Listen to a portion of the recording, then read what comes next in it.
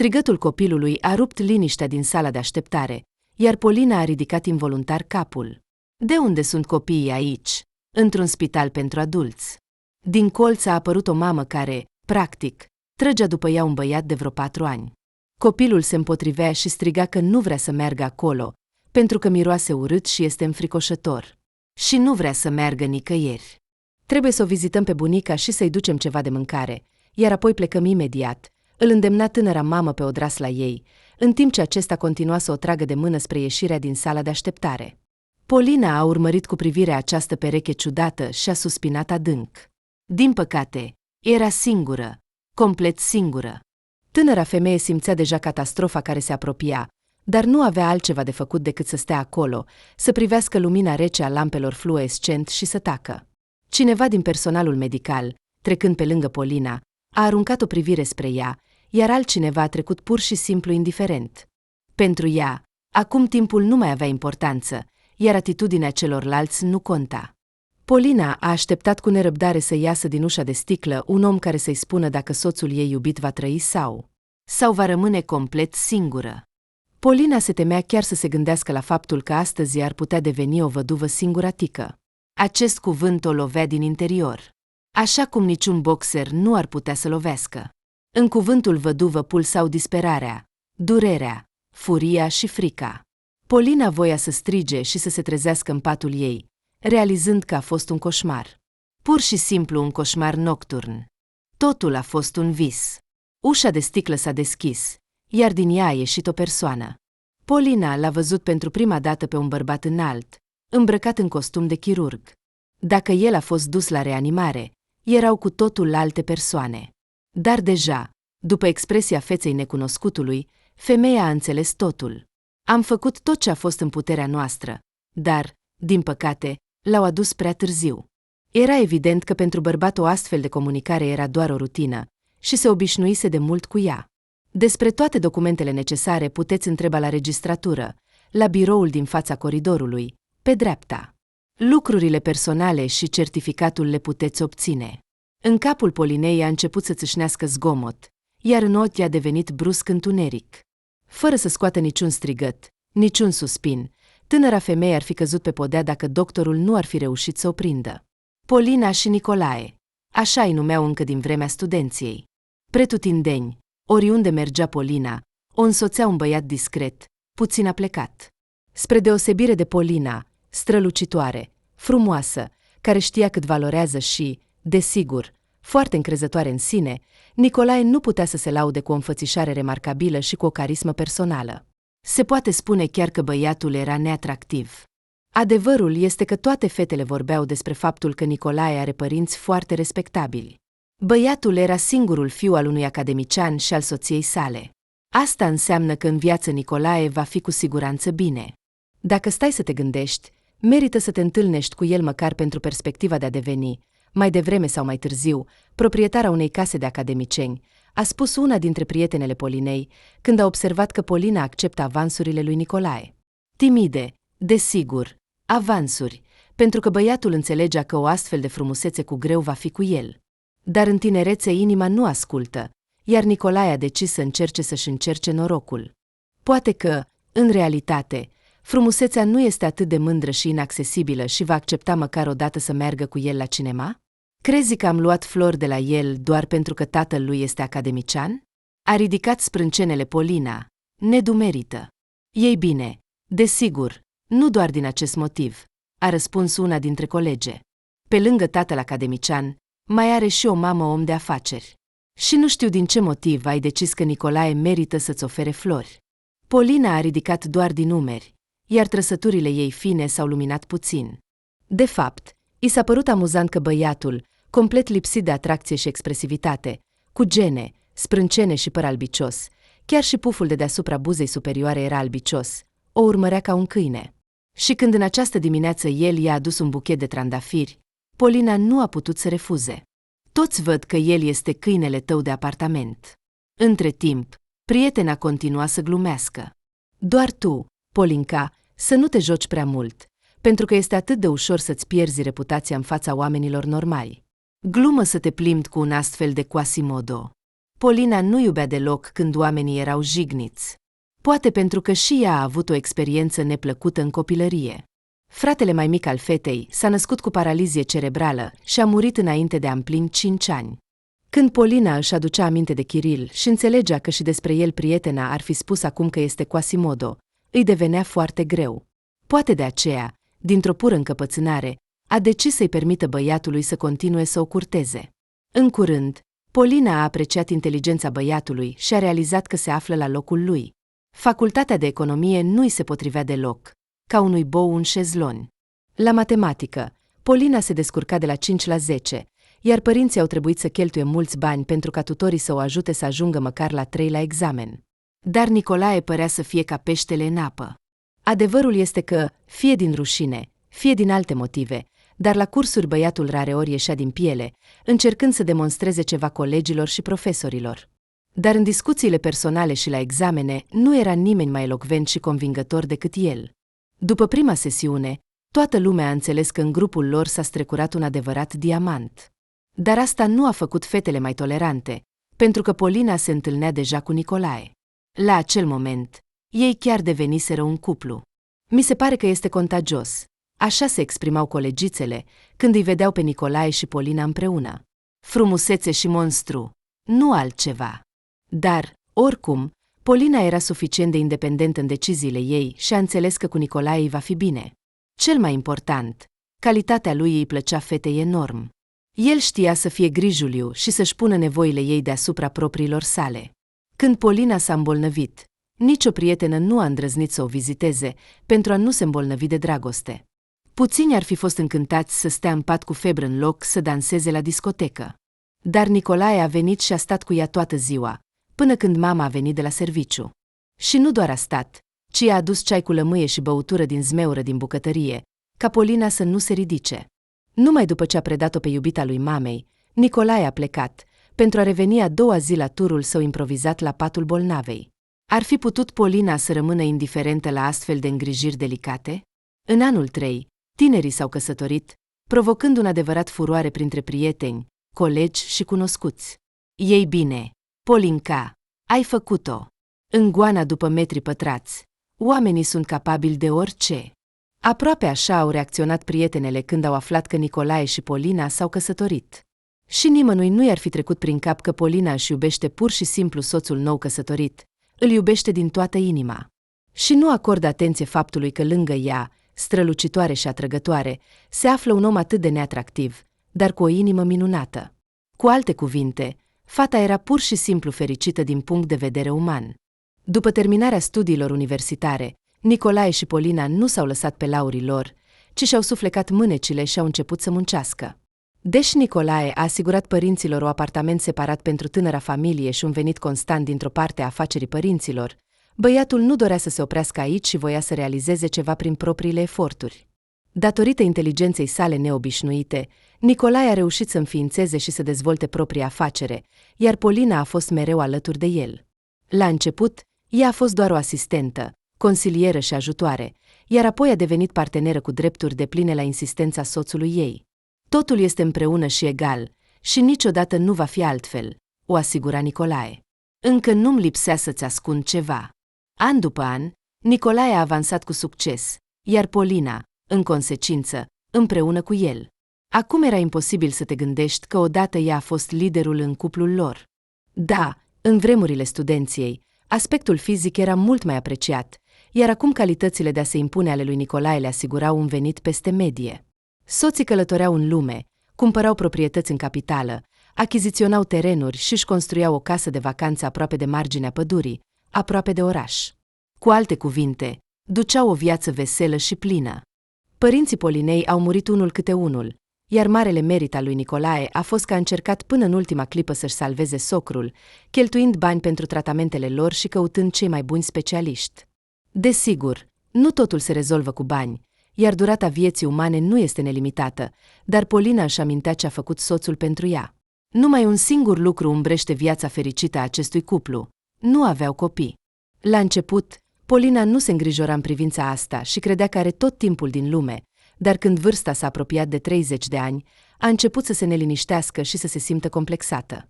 Nicolae, care întotdeauna percepea foarte bine starea de spirit și starea sufletească a soției, a găsit imediat cei mai buni specialiști care s-au ocupat de sănătatea reproductivă a cuplului lor. În urma examinării și stimulărilor, Polina a rămas însărcinată și nu exista în lume o femeie mai fericită decât ea.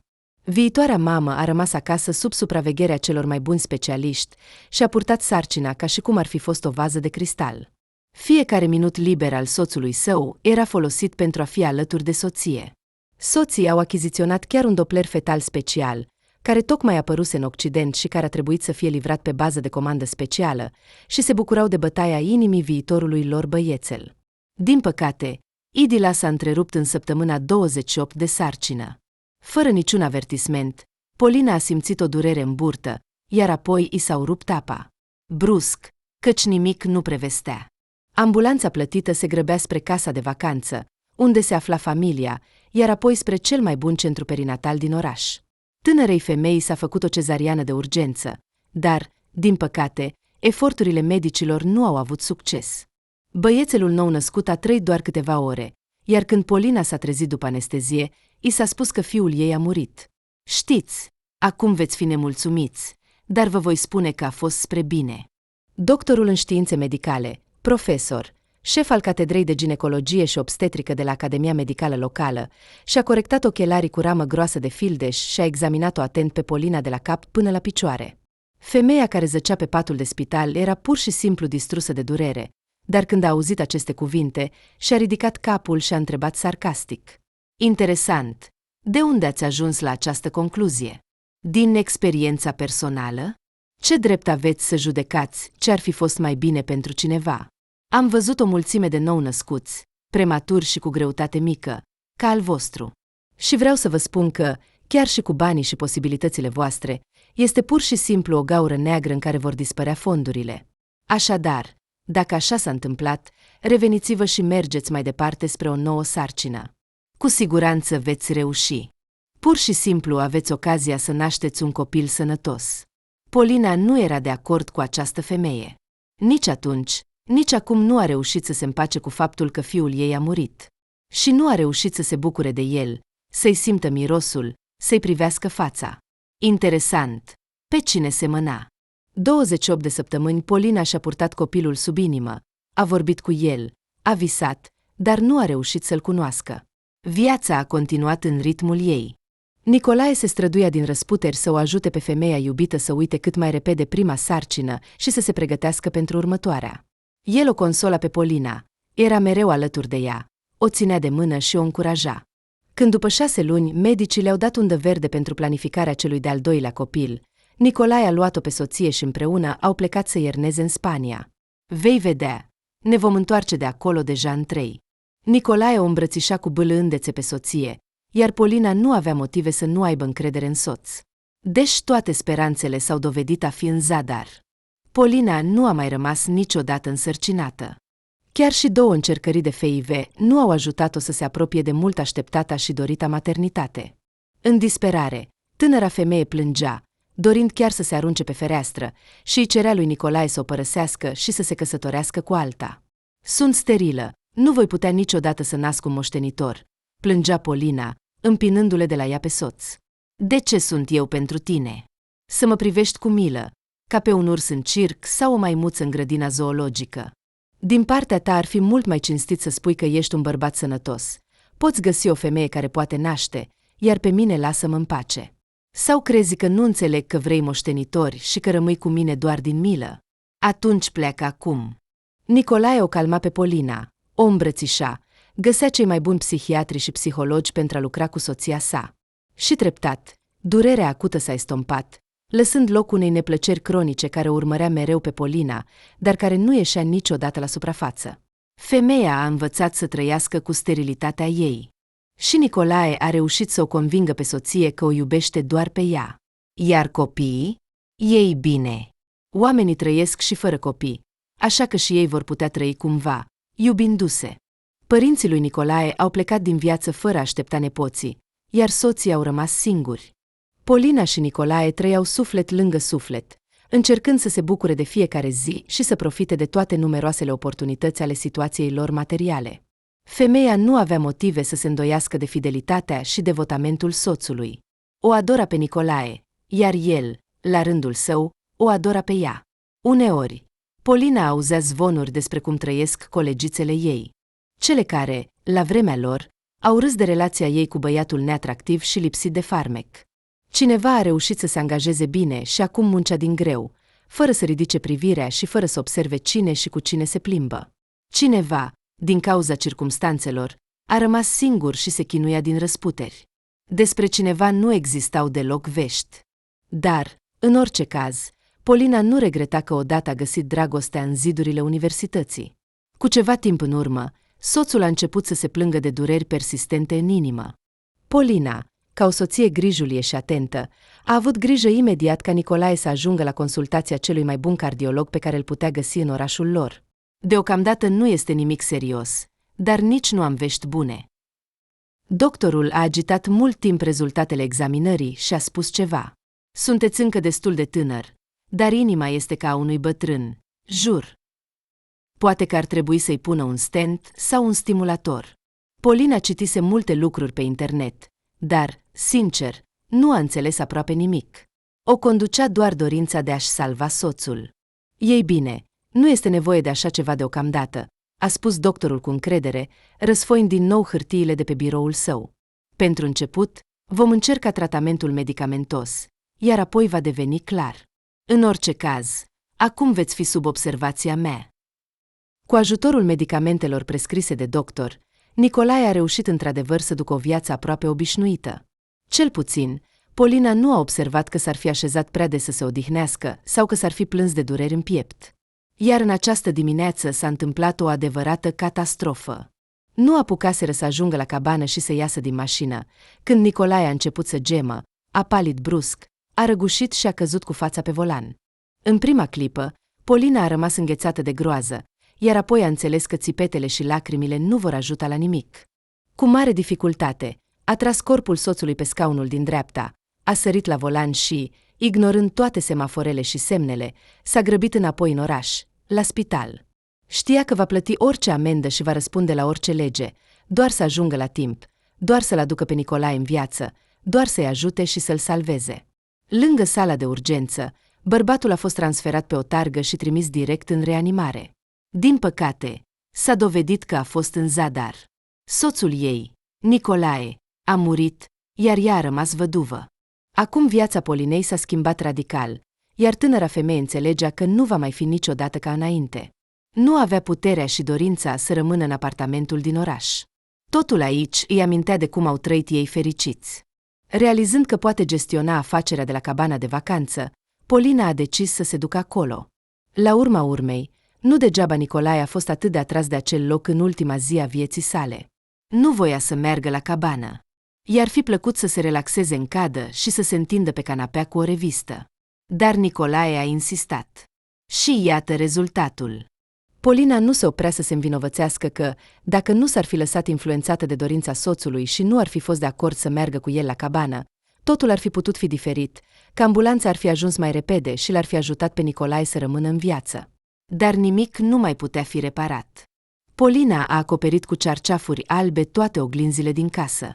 Aceleași bucăți de țesătură au fost așezate pe mobilierul moale din camerele pe care nu intenționa să le folosească. Cabana părea că a adormit sub o pătură pufoasă de zăpadă albă. Deși acum stăpânul nu va mai ieși niciodată pe verandă. Nu se va întinde, nu o va îmbrățișa și nu-i va spune cât de bine este că s-au găsit unul pe altul.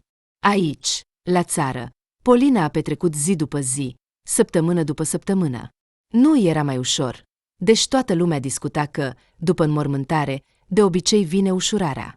Seara, în sala mare, focul trosnea în șemineu, vântul foșnea pe fereastră, dar fotoliul mare, în care de obicei Nicolae iubea să citească știrile, acum stătea gol. Așa cum se pare, gol pentru totdeauna. Durerea acută a cedat treptat locul unui regret care o roade undeva lângă inimă. Polina înțelegea că nu va găsi niciodată un alt bărbat în care să aibă atât de multă încredere ca în Nicolae și că nu va putea niciodată să iubească pe altcineva. Desigur, prietenele puține, cu un număr mare de prietene, ea nu a reușit să se învăluie în viață, pentru că toate prietenele ei erau înlocuite de soț. Se spunea că, Mai devreme sau mai târziu, Polina va ieși din coconul ei, se va uita în jur și va înțelege că cu banii ei se poate trăi foarte vesel. Dar Polina doar îi privea cu ochii uscați, roșii de lacrimi, și nu înțelegea ce fac acești oameni ciudați lângă ea. Oare ei nu au iubit niciodată?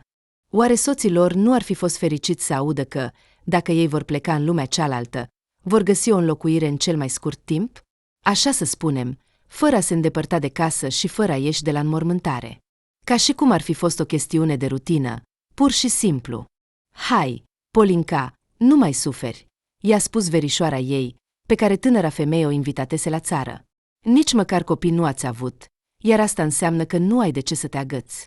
Polina doar a ridicat din umeri, dar nu a spus nimic cu voce tare. Cum să explici unei persoane ce simte acum? Da, casa ta nu e slabă, s-a uitat verișoara și a dat din cap cu satisfacție. Și ce? Se pare că, în afară de tine și de moștenitori, nu mai este nimeni. Iar dacă ți se întâmplă ceva, ce se va întâmpla cu toate acestea? Cât de mult! E pur și simplu terifiant. Și din nou, Polina doar a oferit o privire rece verișoarei. Nu se poate spune că ele erau foarte apropiate, doar că mamele lor erau surori de sânge și cu asta trebuie să te conformezi. Chiar și astăzi, Polina a invitat-o pe Violeta la ea acasă doar pentru că se întâlniseră cu o zi înainte în supermarket și au început să vorbească. Așa să spunem, o vizită de curtoazie. Ele aproape că nu mai comunicau de la nașterea nereușită a Polinei. Atunci Violeta purta și ea a doua fiică, iar fericirea comună le-a apropiat pe femei. Fiul Polinei a murit, iar fiica Violetei a sărbătorit recent 6 ani. Fericirea lor s-a destrămat, iar comuniunea s-a destrămat și ea. Atunci își împărtășeau literalmente totul, iar acum Polina se simțea neplăcut în compania Violetei. Verișoara deja se plimba prin casă, admirând ce bogăție se află acum exclusiv în mâinile Polinei. Desigur, tânăra femeie înțelegea că este de admirat, dar de ce să vorbești despre asta atât de deschis? Violeta însăși schimbase deja 2 soți, dar cu niciunul nu găsise, judecând după toate aparențele, fericirea. Uite, și bogații plâng, a rezumat verișoara, așezându-se în fotoliu. Eu mă sufoc cu 2 copii într-o garsonieră, iar unii trăiesc în astfel de case și totuși mor, în ciuda tuturor. Tactul nu este punctul tău forte. Polinei era dureros, dar își păstra fața. Obiceiul, dobândit în afaceri, acum o ajuta foarte mult și în viața de zi cu zi. Și te rog, ridică-te din acest fotoliu, pentru că acesta este locul lui Nicolae. Câteva secunde, Polina a perforat-o cu privirea pe verișoara ei, care părea că se pregătea să se revolte și să spună că locul bărbatului decedat nu îi va mai fi de folos. Totuși, instinctul de autoconservare a prevalat, pentru că, cu o expresie de virtute jignită, Violeta s-a ridicat din fotoliu. Dacă te decizi să ne inviți aici în weekend sau chiar pentru o săptămână, nu ne supărăm. Zâmbetul verișoarei a fost pur și simplu miere, dar complet nesincer. Polina voia să strige, să fie nepoliticoasă și să-i spună Violetei că nici pe ea, nici pe copiii ei zgomotoși nu îi așteaptă aici. Dar de ce? Tânăra femeie a invitat-o doar pe verișoară să iasă afară, să se urce în mașină și să plece împreună în oraș. La cabană, Polina s-a întors deja când s-a făcut întuneric. Da, a fost bine cândva, când aici viața fierbea și Nicolae o aștepta. Acum, desigur, nu va mai fi așa, dar în ceva Violeta are dreptate. Trebuie să meargă mai departe în viață. Nicolae cu siguranță nu ar fi vrut ca ea să fie mereu tristă și supărată. Soțul dorea pentru ea tot ce este mai bun. Asta înseamnă că, în cinstea memoriei lui, ea trebuie să trăiască bine. Să trăiască și să-l amintească. Doar un singur loc din această casă era cu adevărat sacru pentru Polina. Era vorba despre biroul lui Nicolae. Câte negocieri importante au avut loc în acest birou, câți oaspeți celebri au fost acolo. Chiar și primele persoane din administrația orașului nu se sfiau să fie uneori oaspeți la ei. În timpul vieții soțului, Polina încerca să nu-l deranjeze când lucra. Nicolae nu suporta deloc să fie distrat. Toate calculele și planurile cele mai importante, toate inițiativele cele mai promițătoare, toate acestea au fost făcute și concepute aici, în acest birou, mobilat oarecum demodat, dar totuși foarte frumos. Când intri aici, ai impresia că te întorci în secolul al XIX-lea, îi plăcea să spună Polina. Mobilierul masiv din stejar, lustruit, decorat cu monograme și sculpturi, crea cu adevărat o atmosferă specială. Acum Polina îi plăcea să se scufunde în ea și să-și amintească cât de fericită a fost viața ei înainte. Aici, în birou, totul rămânea la fel ca atunci, ca și cum Nicolae ar fi ieșit doar pentru o clipă și acum se va întoarce. Astăzi, Polina a îndrăznit pentru prima dată să se așeze în fotoliul soțului. Înainte, nu și-ar fi permis asta. Probabil că nu și-ar fi permis nici astăzi, dar conversația cu verișoara a emoționat-o atât de mult, încât unele interdicții păreau acum tinerii femei mărunte și necorespunzătoare. A coborât încet în fotoliu, care încă își amintea greutatea corpului lui Nicolae, a trecut cu mâinile peste brațele sculptate, a pus mâinile pe capacul mesei. Cât de mult a trecut de atunci și cât de neuitat. Pe masă, Nicolae menținea cu pedanterie o ordine perfectă. În toți anii de căsnicie, Polina nu a văzut niciodată hârtii împrăștiate sau haos. Ordinea era aici și acum, doar praful a acoperit puțin mobilierul. Polina a decis că astăzi va șterge praful, pentru ca biroul să rămână în stare de alertă. Așa se va simți mai bine. Femeia era deja pregătită să se ridice din fotoliu și să iasă din birou, când deodată ceva i-a atras atenția. Lângă prespapie a strălucit un obiect metalic, iar Polina a început să se uite la el în semi-întuneric. Da, cu siguranță, acesta este un cheișor. Cu astfel de cheișoare se pot închide sertarele. Polina a întins mâna și a prins cheia cu degetele înghețate. Probabil că Nicolae folosea această cheie pentru a închide unul dintre sertarele mesei. Uite câte sunt de parte și de alta. După ce a răsucit puțin cheia în mâini, Polina a suspinat deodată și, fără să se gândească, a încercat să introducă cheia în primul sertar. Și a suferit un eșec zguduitor, pentru că cheia nu se potrivea. Era ciudat, pentru că după forma această cheie nu putea deschide nimic altceva decât sertare sau cutii. Acum tânăra femeie și-a propus să găsească unde se potrivește această cheie misterioasă. În timp ce încerca sertarele unul după altul, care nu cedau, în mintea ei se învârtea melodia din desenele animate despre Buratino. Ei bine, nimic, a murmurat Polina. Cu siguranță voi găsi ce închizi și voi descoperi cum să te deschid. Ea deja se adresa cheii ca unui adversar, lupta cu care urma să fie pe viață și pe moarte, iar compromisurile nu erau prevăzute. Cel mai mic sertar, scufundat sub blatul mesei, a cedat sub presiunea ei. Sincer, Polina nu mai credea că va avea noroc și considera că cheia zăcea pe masă din întâmplare. Dar mecanismul a clicat ușor în adâncul sertarului, iar tânăra femeie a lăsat palma în fanta formată. Ce voia să găsească acolo? Probabil că Polina nici măcar nu știa. Toate aceste căutări erau pentru ea doar o oportunitate de a se atinge de Nicolae. Măcar așa, prin timp și spațiu, prin ceva ce le unea în vremea lor, la ce se atingeau mâinile lui. În adâncul sertarului a descoperit hârtii. O mulțime de hârtii. Unele erau lipite cu grijă într-un caiet, altele erau împăturite într-un dosar cu fișiere, altele erau pur și simplu împrăștiate, dar chiar și o privire fugare asupra tuturor acestor lucruri a fost suficientă pentru a înțelege că, în majoritatea lor, erau rezultatele unor examinări medicale. Fără a spera să găsească ceva concret, ghidată doar de curiozitatea ei, Polina a început să răsfoiască hârtiile și să citească conținutul. Tânăra femeie, desigur, a fost foarte surprinsă, pentru că își imagina cu greu circumstanțele care ar fi putut determina soțul ei să păstreze examinările medicale neclare într-un sertar secret al biroului său. Cel mai adesea, pe hârtie apărea numele Nikita. Nikita Veresaev. O combinație de nume și prenume complet necunoscută ei. Polinei nu erau cunoscuți deloc Veresaevi. Și cu atât mai puțin Nikita. Dar cel mai mult tânăra femeie a fost surprinsă când a descoperit pe o hârtie anul nașterii acestui Nikita misterios.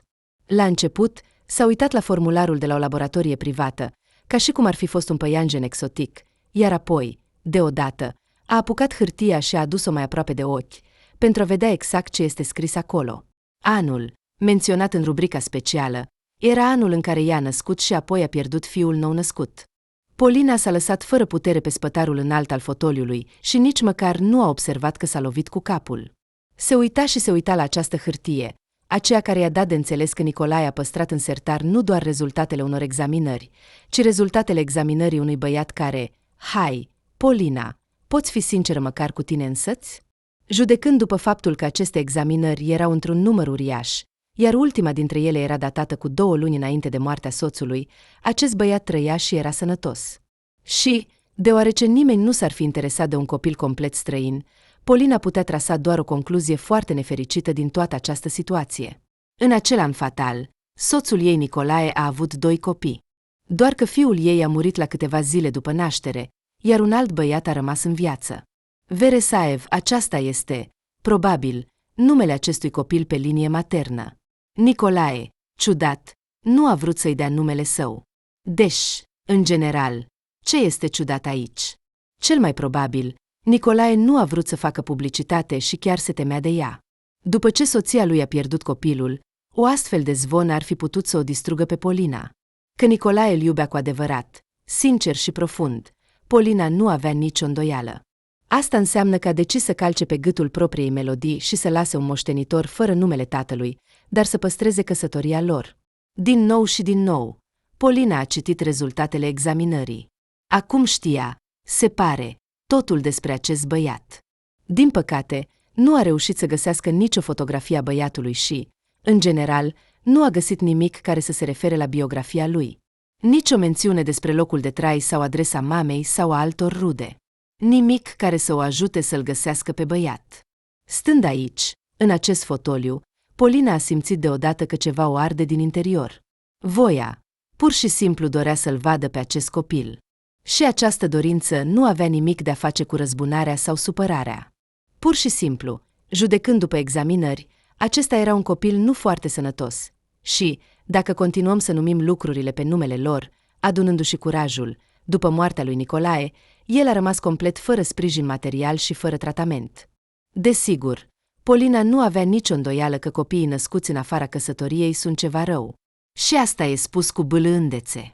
Că Nicolae o înșela, întâlnindu-se cu o altă femeie. Că căuta oportunități pentru întâlniri.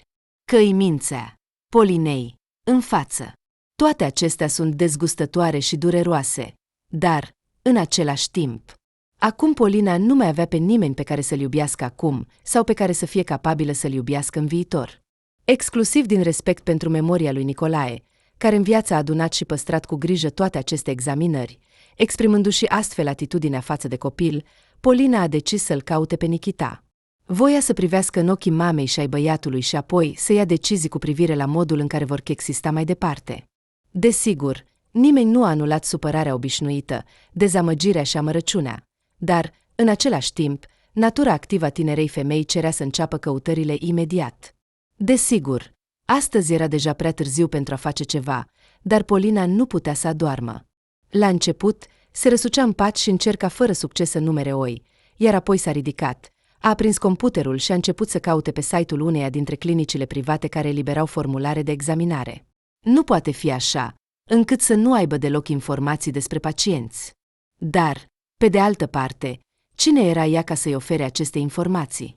Copilul nu a fost victima unei crime.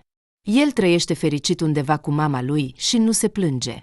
Și doar ea, Polina, mânată de dorința de a găsi măcar un fir care să o lege de soțul ei decedat, încearcă să caute și să sape. Abia a început să se lumineze de ziua. Polina era deja pe picioare. A mâncat repede un mic dejun, fără să simtă gustul mâncării, a coborât în grabă, s-a urcat în mașină și, după 30 de minute, deja intra în oraș. Nu se aștepta la prea multe informații despre tânărul pacient, dar totuși ar fi putut avea noroc. Te rog, să-i fie noroc. La această clinică, Polina a fost primită destul de amabil.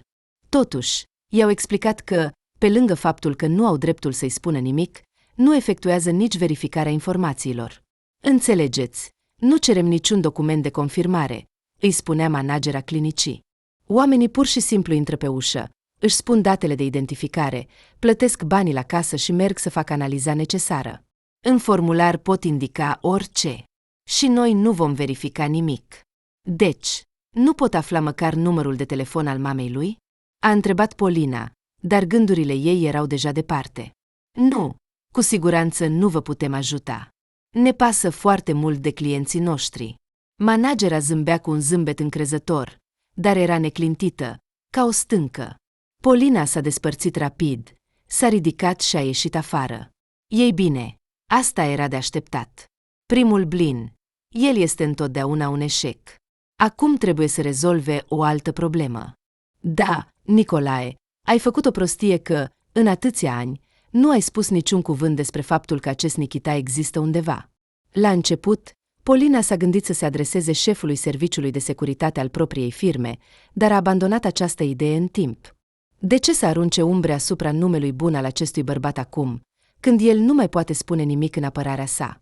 Și că Nikita este cumva legat de Nicolae prin sânge, este doar o presupunere a ei. Ar putea foarte bine să se întâmple că acest băiat nu are nicio legătură cu Nicolae, dar de ce să aibă nevoie de oameni străini în această afacere? Polina nu a amânat niciodată soluționarea problemelor importante, așa că acum nu avea de gând să se liniștească până nu găsește o soluție. Răscolind orașul, bând câteva cești de cafea în diferite localuri și revenind puțin la sine, Polina a realizat că nu mai există altă cale. Va trebui să apeleze la detectivi particulari. Cândva, la începutul afacerilor cu Nicolae, acești oameni au ajutat să-și păstreze propria afacere după ce concurenții au organizat o adevărată atac asupra lor. Atunci, detectivii particulari experimentați i-au identificat imediat pe agresori, iar cu ajutorul lor, Nicolae a reușit să se apere de raiduri. Asta înseamnă că acum se va adresa din nou acestor oameni și va spera la un rezultat. Desigur, găsirea acestor oameni nu părea posibilă, dar internetul plin de informații a început imediat să explodeze cu linkuri. Bazându-se pe intuiție și apropierea geografică, Polina a ales imediat o agenție destul de reprezentativă, la prima vedere, și după 30 de minute deja își parca mașina lângă centrul de afaceri, unde detectivii ocupau un întreg etaj separat. Nu se poate spune că discuția ei a bucurat-o foarte mult, dar totuși tânăra femeie a fost destul de încurajată. I-au spus că, dacă copilul este monitorizat de medici, atunci există o probabilitate considerabilă de a-i găsi urmele în alte instituții de profil. În consecință, în câteva săptămâni, ei vor putea oferi informații complete. Detectivul care a vorbit cu ea, ghicind că Polina avea un client foarte solvent și suma pe care o cerea era considerabilă, dar ea era dispusă să plătească pentru a-și satisface curiozitatea. Până la sfârșitul zilei, totul se destrămase pentru Polina și nimic nu mergea bine. După ce a suferit un eșec total la birou, tânăra femeie s-a întors la cabană și acolo, contrar deciziei inițiale de a păstra totul în starea sa originală, a răscolit totul și a făcut o curățenie generală. Poate că, în adâncul ei, dorea să găsească ceva legat de acel necunoscut Nikita Veresaev? Oricum ar fi fost, operațiunea de căutare nu a avut succes. Dar, în schimb, fiecare colț al cabanei a început să strălucească și să sclipească. Zilele până la următoarea întâlnire cu angajatul agenției de detectivi treceau încet și chinuitor. Polina se învinovățea pentru că l-a pierdut pe Nicolae. Undeva, închidea ochii la faptul că el avusese o pasiune. Undeva, era prea ocupată cu sarcina ei pentru a se uita în jur. Pentru prima dată, începând din vremurile studenției, simțea chiar o oarecare furie față de soțul ei decedat. Tânăra femeie s-a gândit brusc că, dacă nu ar fi fost Nicolae și Șașni, copilul lor ar fi putut supraviețui. Desigur, nu exista o legătură directă între aceste evenimente, dar tânăra femeie, supărată, era înclinat să creadă că soarta l-a pedepsit astfel pe Nicolae. Dar ea, ce legătură avea cu asta? Nu se uita în altă parte, purta cu grijă și dragoste copilul. De ce a fost pedepsită ea? De ziua de naștere a soțului ei decedat, Polina a deschis o sticlă de vin roșu scump, pe care l-au adus dintr-o călătorie la Milano, s-a așezat în fața șemineului aprins și, ridicând un pahar, a decis că cine își amintește de cei morți va avea de suferit. Dacă Nicolae ar fi fost în viață, cu siguranță că s-ar fi lămurit cu el, și nu era deloc sigur că căsătoria ar fi fost salvată. Dar în aceste circumstanțe, despre cei morți se poate vorbi fie bine, fie deloc. În orice caz, soțul ei a avut destulă minte să facă totul astfel încât ea să nu bănuiască nimic. Probabil că scopul inițial al lui Nicolae a fost liniștea sufletească a Polinei. Așa că acum, la câțiva ani după ce fiul lor a murit, nu era cazul să răscolească trecutul. Dar era absolut necesar să grăbească detectivii și să le reamintească că ea încă așteaptă un răspuns și că Nikita Veresaev ar putea avea nevoie de ajutor urgent. Tânăra femeie a adormit în fotoliu lângă șemineu, visând câmpuri de mușețel și un băiețel care întindea încrezător mâinile spre ea și o numea mamă. Polina a învățat multe de la soțul ei, care era un adevărat motor al progresului și care nu se mulțumea niciodată cu jumătăți de măsură. În termenul stabilit de ea, tânăra femeie a primit, deși nu informații complete, măcar primele detalii despre băiețel. Nikita Veresaev locuiește într-un sat de vacanță numit Soare, care se află la 45 de minute de capitală. Cabana și terenul de sub ea au aparținut soțului dumneavoastră. Clar, ca pe un teren de paradă, i-a raportat detectivul, care părea a fi fost militar. Băiețelul este sub tutelă. Nicolae a fost văzut frecvent acolo de vecini. L-au recunoscut după fotografiile pe care oamenii mei le-au arătat cu precauție. El venea, vizita locatarii cabanei. Tutelă. Deci Nikita Veresaev nu locuiește cu mama. Era ceva nou. Și ceva la care Polina nu se aștepta. Conform documentelor, copilul era orfan. Detectivul a continuat să raporteze, fără a-și schimba tonul. Ar fi trebuit să ajungă în casa de copii din Spitalul Pediatric Regional, dar a fost pus sub tutelă. O senzație ciudată, neplăcută. O idee trecătoare i-a trecut prin minte Polinei, dar, așa cum se întâmplă adesea, nu a reușit să o prindă și să o conștientizeze. A fost distrată de detectiv, care a continuat să vorbească despre ceva al lui, iar tânăra femeie a dat doar din cap. Nimic. Mai târziu va încerca să-și amintească. Am stabilit că tutela este înregistrată pe o singură persoană, dar de fapt copilul este îngrijit de două bone care se schimbă. Detectivul a pus pe masă câteva fotografii. Trăiesc destul de izolat.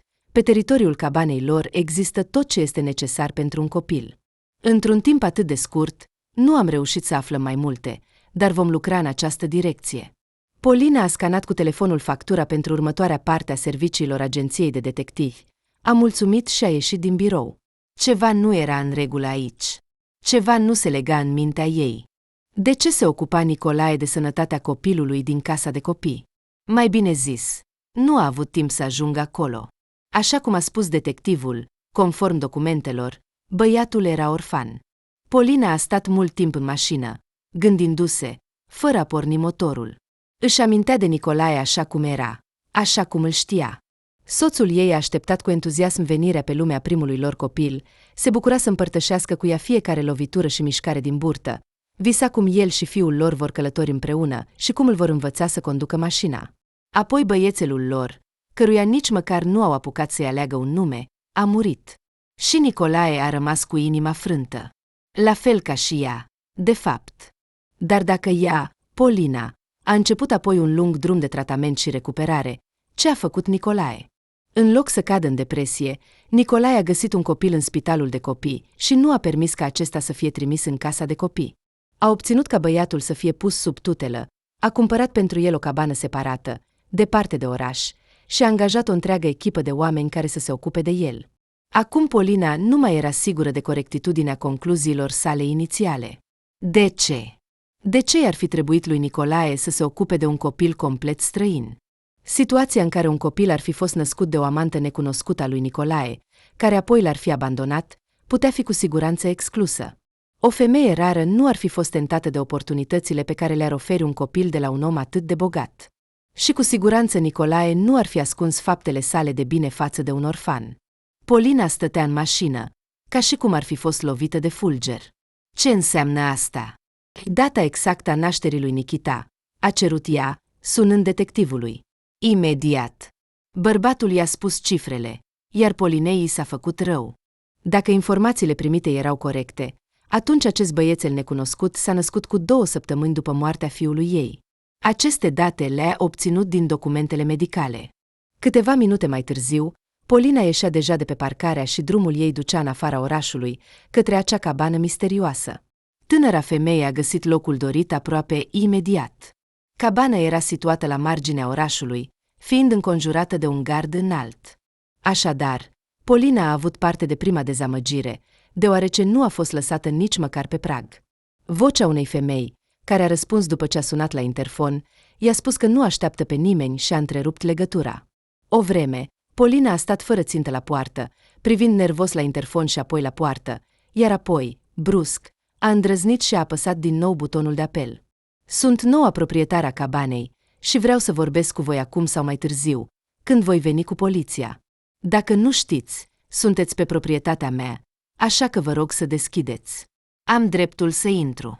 De data aceasta, nu i s-a răspuns nimic, dar câteva momente mai târziu, mecanismul porții a sunat, iar Polina a înțeles că a câștigat. Cu timiditate, ca și cum ar fi simțit că viața ei se va schimba irevocabil, tânăra femeie a pășit înainte. Nu se poate spune că primirea pe care a avut-o a fost călduroasă. Polina a fost invitată să se așeze în prima cameră în care a intrat după ce a pătruns în casă. Se simțea că locatarii nu erau prea dornici să primească oaspeți. Nicolae a murit. Simplu și fără introduceri inutile, care erau evident nepotrivite aici, a spus tânăra femeie. Acum eu sunt stăpâna a tot ce este aici. Și vreau să vorbesc cu Maria Fedorova. Polina își amintea că așa o numea detectivul pe femeia care a obținut tutela lui Nikita. Eu sunt Maria Fedorova. Despre ce doriți să discutăm? Femeia de aproximativ 50 de ani, care a întâmpinat-o, o fixa pe oaspete cu o privire neprimitoare. Dacă am înțeles bine, sunteți Polina, soția lui Nicolae? Oh, scuze, soția defunctului Nicolae? Ați înțeles corect. Polina încerca să-și păstreze calmul, dar cu fiecare minut îi era din ce în ce mai greu. Vorbind parcă pentru sine, femeia a spus. Nicolae simțea că sănătatea lui se va înrăutăți și dorea să transfere cabana pe altcineva, dar nu a avut timp. Îmi pare foarte rău că așa s-a întâmplat și că ne-am întâlnit. Polina a încercat să ignore ultimul comentariu sarcastic. Ea nu venise aici să o pună la punct pe această femeie, ci să înțeleagă tot ce se întâmplă aici. Așa cum înțeleg, dorea să o transfere pe Nikita? A întrebat Polina, formulând o întrebare sugestivă și realizând că a nimerit. Arătați-mi copilul, a cerut tânăra femeie. Dar, în loc să îndeplinească cererea sau măcar să refuze politicos, femeia din fața ei s-a ridicat în picioare și a cerut cu tărie ca Polina să părăsească cabana.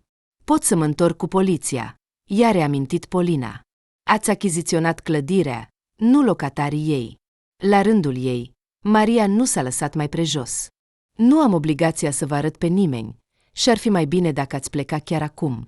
Câteva momente, Polina a fixat-o pe interlocutoarea ei cu privirea. Nu putea decide cum să procedeze mai departe. Pe de o parte, venise cu bunăvoință și pace, iar ea era întâmpinată ca un dușman, iar pe de altă parte, ce aștepta? Benefactorul lor a murit, fără a lăsa alt testament, și cu siguranță Maria nu era acum mulțumită de situația creată. Dacă Polina bănuia corect despre originea băiatului, atunci acum pe umerii tutorelui său ar cădea un copil complet străin și, probabil, nedorit. Am venit la voi cu bunăvoință. Polina a încercat să îmbunătățească situația. Să discutăm totul calm. Nu este nimic de discutat. A tăiat-o interlocutoarea și a ieșit din cameră, arătând că și oaspeții ar trebui să facă același lucru imediat. Când a deschis ușa și nu a apucat să o închidă după ea, Polina a auzit râsul unui copil. Tânăra femeie a fost parcă lovită de un curent electric și a privit imediat cu intensitate către Maria. Aceasta, de asemenea, părea să înțeleagă perfect ce voia să spună Polina, iar privirile lor s-au întâlnit pentru o clipă. Apoi Maria a părăsit camera, iar Polina nu avea altceva de făcut decât să iasă din cabana neprimitoare. Dar eu vă voi arăta, murmura ea pentru sine, așezându-se în mașina ei. Vom mai discuta cu voi toți. Polina a bătut de câteva ori palmele pe volan și a sunat detectivul. Urmăriți tot ce se întâmplă în cabană și în jurul ei, a cerut ea, fără a pierde timpul cu saluturi. Și, în general, tot ce ar putea fi interesant acolo. Trebuie să știu totul. Agentul meu a raportat că în cabană a venit o femeie, a spus detectivul cu aplomb, evident grăbindu-se să se facă plăcut unei cliente înstărite. Chiar acum, de fapt. Eu eram, a strigat Polina și a închis imediat. Da, simțea în inima ei că va trebui să înceapă să sape în direcția corectă. Ai făcut-o. Nicolae, ai făcut-o. După o oră și jumătate, Polina parca deja mașina lângă casa de copii, o clădire colorată, cu desene vesele, dar prea zgomotoase, la marginea capitalei. Era hotărâtă să obțină informații. La început, directoarea a opus rezistență. Era de înțeles. Polina era o persoană necunoscută pentru ea, iar secretul în astfel de cazuri este păstrat cu strictețe. Chiar și promisiunea Polinei de a plăti cheltuielile casei de copii pentru un an înainte nu a avut niciun efect. Și abia după ce toate celelalte metode diplomatice au fost epuizate, tânăra femeie, clătinând din cap, a trecut la presiune. Vedeți, eu vă consider unul dintre răspunzători în procesul judiciar. Răspunzători? Directoarea s-a speriat, iar ochii ei au început să se miște. Vă asigur că nu facem nimic ilegal. Am motive să cred că copilul meu nou-născut a fost înlocuit și dat drept mort. Polina a fost nevoită să-și dezvăluie cartea din mânecă și nu era deloc încântată de asta. Dacă continuați să ascundeți această informație de mine, înseamnă că sunteți complici, cu toate consecințele care decurg de aici pentru voi. Ce? A întrebat din nou directoarea. Asta nu se poate, pentru că așa ceva nu există. Și eu am crezut că așa ceva nu există, dar coincidențele sunt prea multe. A murmurat Polina pentru sine, apoi s-a ridicat în fotoliul de oaspeți, s-a plecat peste masă și a privit directoarea direct în ochi. Am nevoie doar de informații. Nu voi ascunde de voi că s-ar putea să mă înșel și că acest copil nu are nicio legătură cu mine. Dar sunt prea multe coincidențe. Știți, este un motiv de îngrijorare. În orice caz, nu voi lăsa această problemă și voi investiga. Dacă va fi necesar, voi merge în instanță. Înțelegeți că, în acest caz, secretul nu va putea fi păstrat. La fel ca și reputația dumneavoastră personală și reputația instituției. Oricum nu pot să vă ajut cu nimic, a murmurat directoarea, ca și cum ar fi învățat. Înțelegeți, voi fi dată afară pentru așa ceva. Dar nu voi fi trimisă la închisoare, ca pentru falsificare de documente. Polina a continuat să insiste. În această afacere este implicată o persoană cu foarte mulți bani. Și voi solicita să vă verifice conturile și achizițiile din ultimii ani. Am impresia că astfel de lucruri lasă o urmă economică. Aluzia a fost mai mult decât transparentă, iar directoarea părea vizibil deranjată. Polina a înțeles că oficiala avea, cum s-ar spune, coada în flăcări. Nu era deloc sigur că era vorba despre cazul ei, dar asta nu o ajută pe femeie. Ce informații specifice vă interesează? A întrebat directoarea cu cât mai multă prudență, iar Polina a înțeles că a câștigat. De fapt, acum a început etapa negocierilor. Mă interesează tot ce ține de băiatul care a fost pus sub tutelă în calitate de elev al instituției dumneavoastră. Polina și-a formulat cererile cât mai politicos, dar insistent. Cred că voi avea acces la dosarul său personal și vă voi putea ajuta. Cu o prietenie jucată, i-a răspuns oficiala. Nu, îmi pare rău, așa nu va merge. Cu același ton, dar cu un ton metalic în voce, a spus Polina. De ce ar trebui să vă cred pe cuvânt? Vreau să iau în mâinile mele dosarul personal al copilului, și anume imediat, pentru a nu avea timp să-l falsificați. Cum puteți să gândiți așa despre mine? Avem o instituție decentă, s-a indignat directoarea. Dacă nu aveți încredere în mine, de ce cereți ajutor?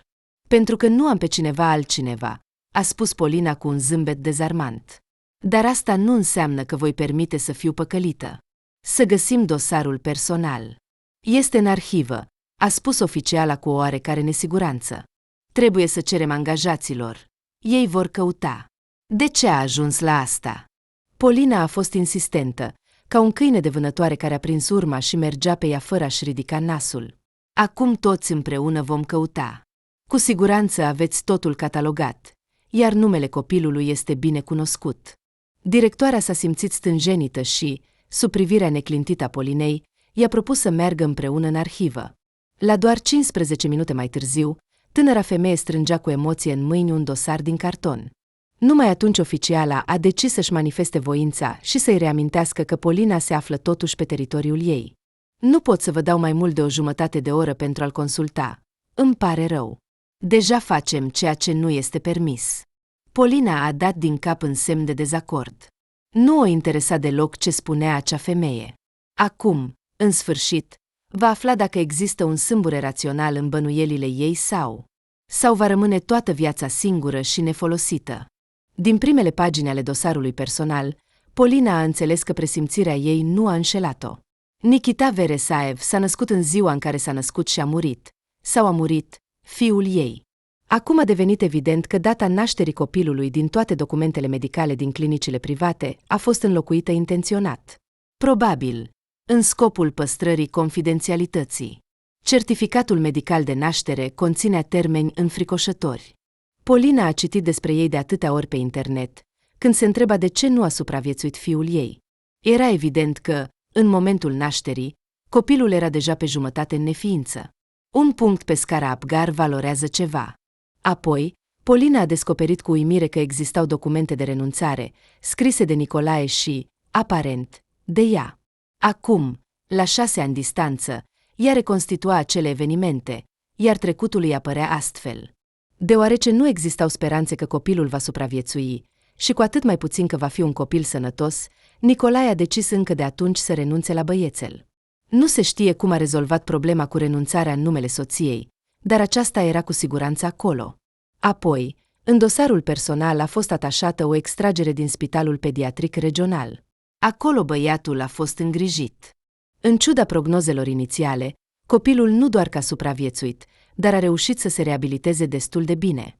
Documentele pentru Nikita Veresaev au fost trimise la casa de copii, dar în destinul băiatului au avut loc schimbări radicale.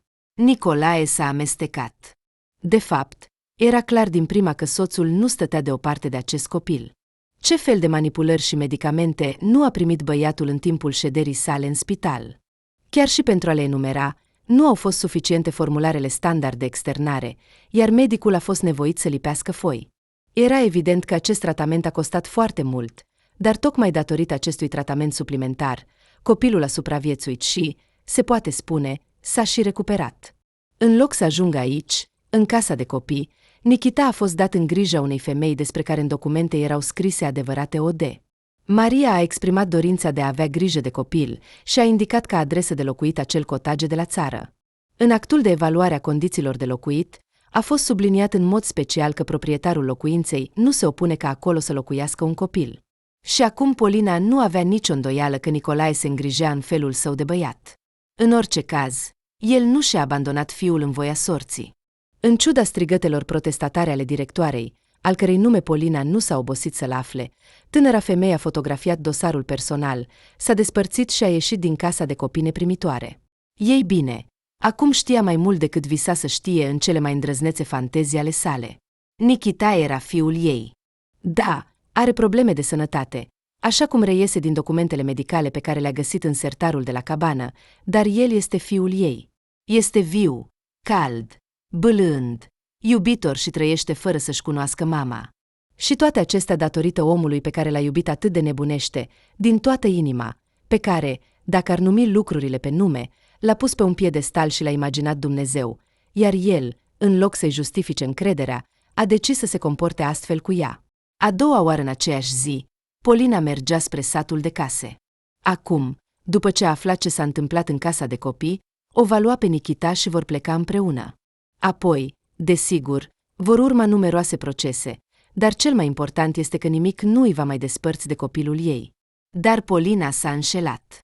Porțile închise hermetic și lipsa totală de reacție la apelurile la interfon sugerau că cotageul era gol. Tânăra femeie a încercat timp de aproximativ o jumătate de oră să se uite pe teren și a umblat de-a lungul gardului, apăsând periodic pe butonul de apel, dar totul a fost fără rezultat. Apelul la detectiv a adus-o pe Polina într-o adevărată furie. Imediat după ce ați plecat, din porți a ieșit o furgonetă albă. Am notat numărul și l-am verificat. Este înregistrat pe numele Mariei Fedorova, care locuiește aici. Și unde a plecat? A strigat Polina în telefon. Nu am avut ordin să urmărim mișcările femeii. Cu un sentiment de demnitate, a răspuns detectivul. Ei bine, ce să fac acum? Polina a înjurat lung și colorat, fără să înțeleagă dacă o face din plinătatea sentimentelor sau din emoțiile care o copăleșeau la amintirea soțului decedat. Ei bine, a fost prieten, Nicolae, nu-l voi uita niciodată. Înțelegând că nu are mari speranțe de la detectivi, care preferau să nu se ocupe de cazuri reale, ci să verifice fidelitatea conjugală a altora, Polina s-a dus direct la secția de poliție. Desigur, șansele ca măcar să o asculte și să nu o întoarcă de la ușă erau mici, dar trebuia să facă ceva. Polina simțea că i-au furat copilul. Deja a doua oară. Nu trebuia să merg la Maria și să o sperii. Și din nou, Polina a fost nevoită să folosească cel mai banal mod de a obține ceea ce avea nevoie, adică mită. După ce s-a dovedit că bravii slujitori ai ordinii nu aveau de gând să se grăbească să caute copilul, la care ea nu avea nici cea mai mică legătură în documente, și despre care nu existau informații că ar fi fost victima unei infracțiuni, tânăra femeie a fost nevoită să rezolve problema altfel. După aceasta, poliția a început imediat să ia în considerare posibilitatea de a o găsi pe Maria pentru o discuție.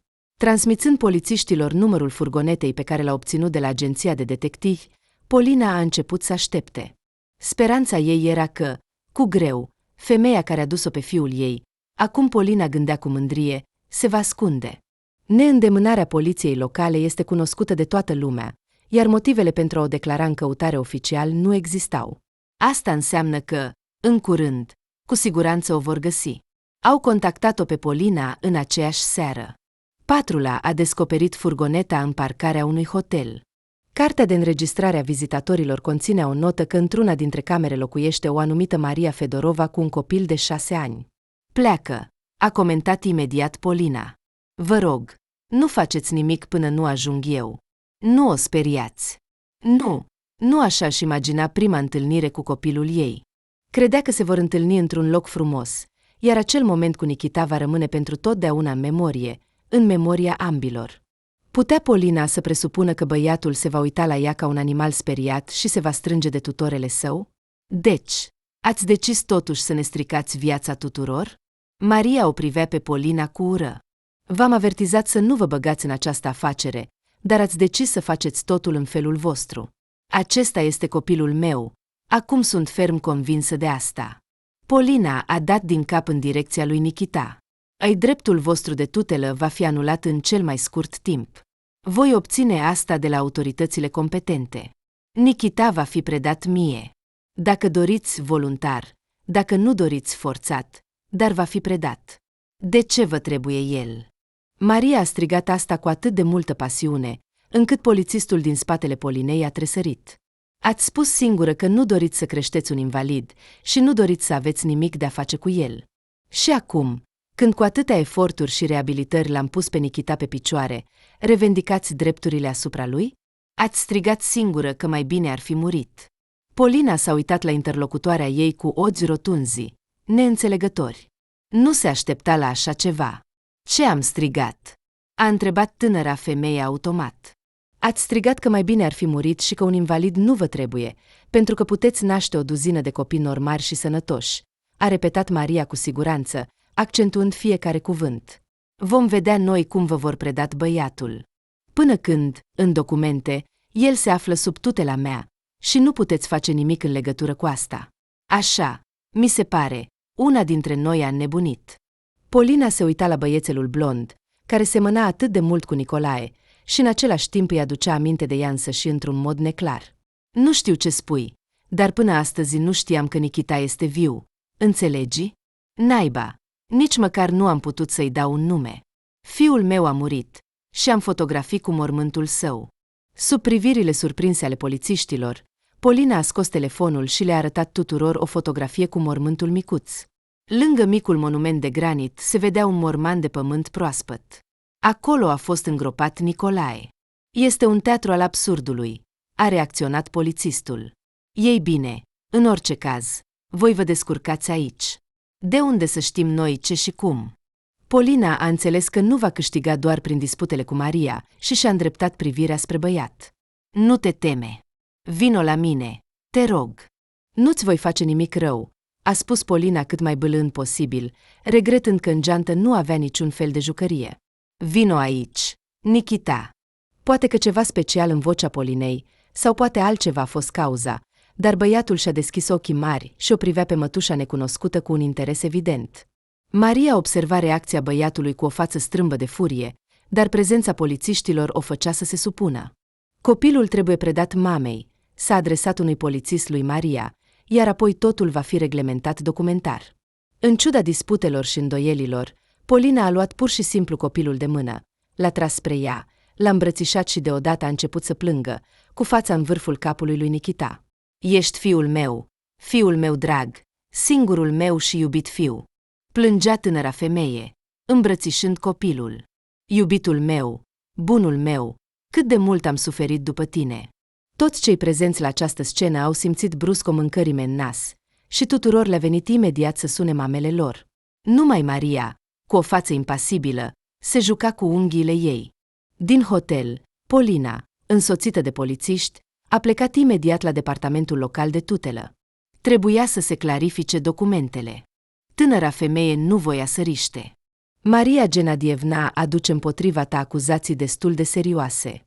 O femeie în vârstă, angajată a Departamentului de Tutelă și Protecție, se uita la Polina prin ochelari cu o ramă groasă, demodată. Ea susține că soțul tău a predat copilul în tutelă după ce tu te-ai dens de el. În dosar avem o declarație de renunțare, semnată de tine în maternitate. Înțelegi că nu putem să-ți dăm Nikita. Dacă nu puteți voi, atunci o va face instanța, pentru că eu nu am semnat niciun document și orice expertiză va dovedi asta. Polina era atât de iritată încât nu mai avea puterea să fie politicos. Ei bine, nu te agita atât de repede, căci voi decide că ai nevoie de un certificat de la un psihiatru. Aici a început să atace funcționara. Trebuie să înțelegi că suntem responsabili pentru copii și ne îngrijim mai întâi de toate de ei. Dacă v-ați îngrijit de copii, atunci acum nu mi-ați organiza interogatorii absurde. Polina a înțeles deja că se află într-o situație foarte neplăcută. Era pregătită să continue disputa, dar un apel telefonic a întrerupt-o. Un moment. A spus ea repede interlocutoarei înainte de a răspunde la apel. Nu durează mult. După număr, a văzut că o sună acel detectiv care a dat-o în bară și plănuia doar să-i spună că colaborarea ulterioară, din punctul ei de vedere, nu era oportună. Am reușit să descoper ceva grandios. A început bărbatul fără salut. Trebuie să ne întâlnim pentru a discuta toate noutățile. Nu pot aștepta. Este cu adevărat urgent. Ceva în vocea bărbatului a alarmat-o pe Polina, iar să discute cu angajata serviciului de tutelă nu avea, în general, despre ce. Dacă se va împotrivi, va trebui să meargă pe calea lungă prin instanță, iar ei nu-i plăcea deloc să se implice în litigi timp de multe luni. Mă voi întoarce aici în o oră, a promis Polina, ridicându-se din scaun, și vom termina discuția noastră. Fără să asculte niște plângeri absurde ale femeii de la masă, Polina a ieșit în coridor și s-a îndreptat spre mașină, strângând în mână palma lui Nikita.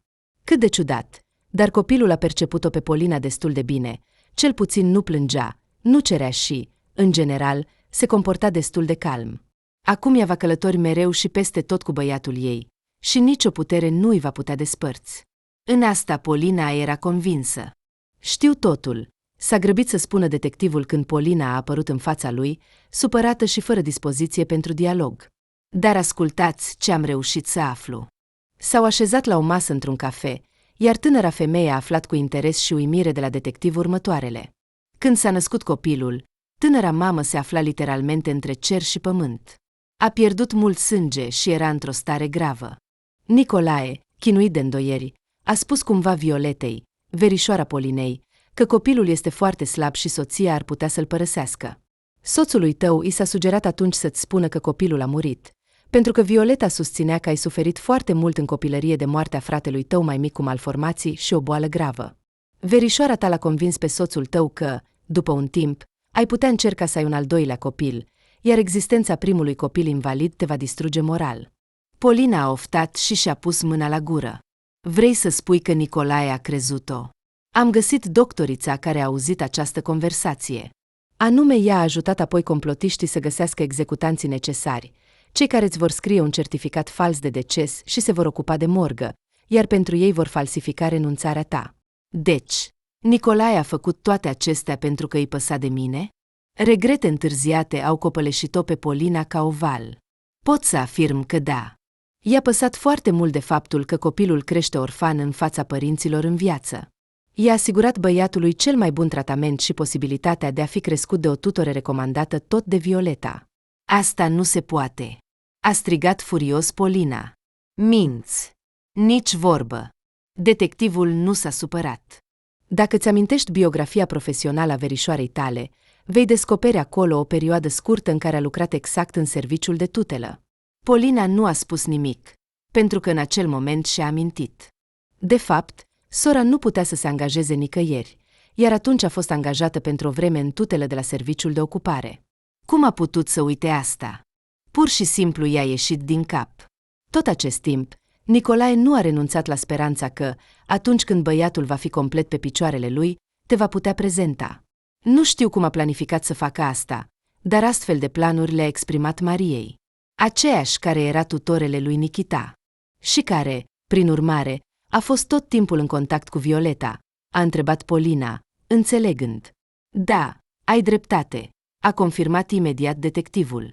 Până acum am reușit să adun doar informații fragmentare, dar acesta indică faptul că Nicolae era complet influențat de verișoara ta, care l-a asigurat că pentru tine este mai bine să nu ai deloc un bebeluș decât să ai un invalid.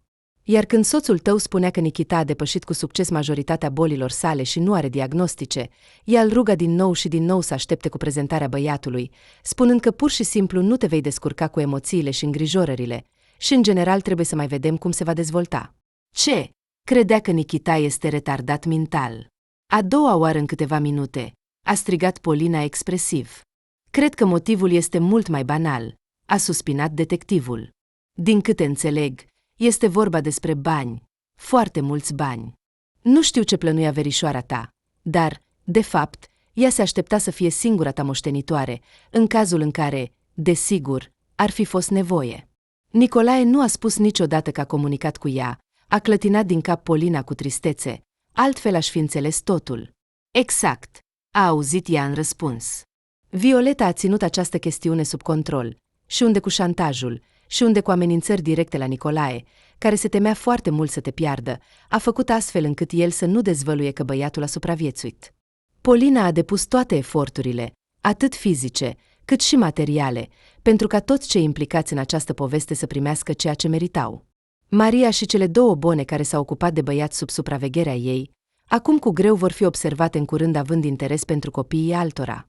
Însuși Nikita acum lucrează cu un psiholog experimentat, care îl ajută să se împrietenească cu mama sa biologică. De fapt, Polina se descurca destul de bine cu asta.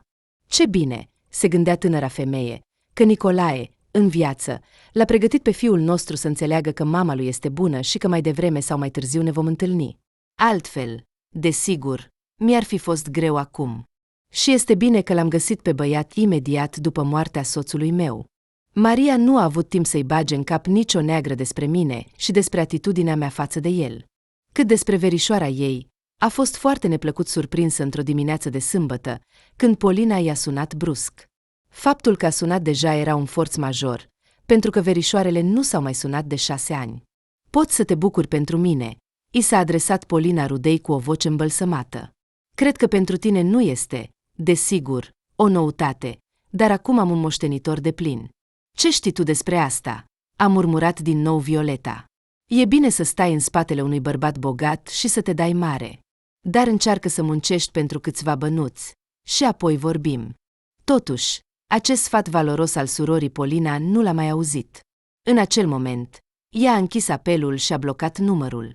Pentru astăzi, ea și fiul ei aveau planificate multe lucruri interesante.